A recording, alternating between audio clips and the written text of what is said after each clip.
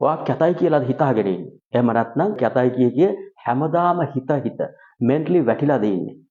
කවුරුවත් ඔයත් එක්ක යාළු වෙන්න ඉන්නේ නැද්ද? එහෙනම් අද ඉඳන් ඔයා මෙන්න මේ ටික කරන්න. ඔයා කැතයි කියලා හිතන සිතවිල්ල ගලවලා පැත්තකට දාන්න. ඒක තමයි අනිවාර්යයෙන්ම වෙන්න ඕන දේ. ඔයා කැතයි නෙවෙයි, ඔයා හරිම ප්‍රසන්නයි. හරිද? මේ ලෝකේ කැතයි කියලා කිසිම කෙනෙක් නැහැ. ඒ කැතයි කියලා හිතන හෝ හිතන්නේ නැති ඕනම කෙනෙක් ළඟ හරිම ලස්සන පැත්තක් තියෙනවා. එක්ක ඔයාගේ ඇස් ලස්සනයි, එක්ක ඔයාගේ හම ලස්සනයි, එක්ක ඔයාගේ හිනාව ලස්සනයි, එක්ක ඔයාගේ කතාව ලස්සනයි, එක්ක ඔයා ඇවිදින විදිය ලස්සනයි, එක්ක අඳින පළඳින විදිය ලස්සනයි, එක්ක තැනකට ගිහින් හැසිරෙන විදිය ලස්සනයි. මේ වගේ නොයෙක් පැති තියෙනවා ලෝකේ. එකම ප්‍රචලිත මිනුම් දණ්ඩ නිකන් වාත්තු කරා වගේ රූපේ තියනවා නම්, කරපොතු සුද තියනවා නම් ඉතින් මිනිස්සු හිතනවා ලස්සනයි කියලා. නෑ.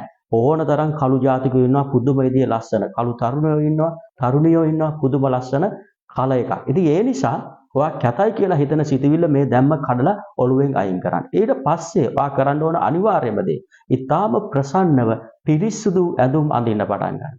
සමහරට බාට කබල් දෙකක් දමාගෙන ටී-ෂර්ට් එක උඩින් දාගෙන ඔහේ යන්නම් වාලේ යන්න එපා. ඔයාට තියෙන ඇඳුම් මොනවද කියලා බලලා ඉස්සෙල්ලාම හොඳට පිරිසුදුව තියාගන්න. ඒ හොඳට කලර් මැච් කරලා ඔයා අඳින්න පුරුදු වෙන. තැනකට යනකොට කලර් මැච් කරලා ටවුබට උනත් පිළිවෙලකට යන්න. බාට දෙක දැම්මත් කමන්න හොඳට කකුල් වල අත් වල නියපොතු කපලා හොඳ පිරිසුදුව දාලා වොච් එකක් දාලා එහෙම එළියට යන්න. එතකොට ඔයා පොඩක් අප් කරලා තියෙන්නේ දැන්. හරිද? ඊළඟ එක කතා බහේදී හොඳ වචන පාවිච්චි කරන්න, හොඳ රූපවාහිනී වැඩසටහන් බලලා මනස නිරවුල තියාගන්න. හොඳ පොසිටිව් තුට්ටු දෙකේ ටෙලි නාට්‍ය නෙවෙයි ශ්‍රී ලංකාවේ තියෙන ඊට වඩා හොඳ වැඩසටහන් තියෙනවා. ඒවා බලන්න, පොත්පත් කියවන්න, හොඳ විනෝද චාරිකාවක් තනියම හරියන්න, කෝච්චියේ යන්න, බස් එකේ යන්න, වාහන මොනේ නැහැ. ඉතින් ඊළඟට ඒ වගේ ස්ටෙප් බයි ස්ටෙප් ඔයාව පොඩ උඩට ගේන්න. එතකොට ඔයාට ස්වභාවිකවම අනිත් එක හොඳට පොසිෂන් එක හදාගන්න. කොච්චර කැතයි කියලා හිතුවත් ජිම් එකකට ගිහින් ලස්සනට බොඩි එක ෂේප් කරගන්න. බඩ තියෙනවා නම් පපුව මෙහෙම ඉස්සරහට තියෙනවා. ඒවා හරි ගස්සලා ජිම් එකකට ගිහිල්ලා ලස්සනට ඇඟ හදාගන්න.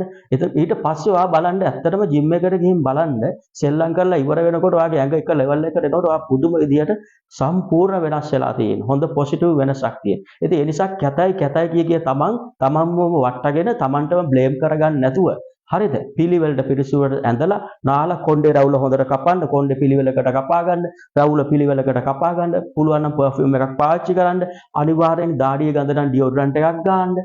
ඒ වගේ පොඩි වෙනස්කම් වලින් ඔයාට ලොකු වෙනසක් කරලා ඔයා බොහොම ධනාත්මක පුද්ගලයෙක් කරගන්න ඔයාටම පුළුවන්.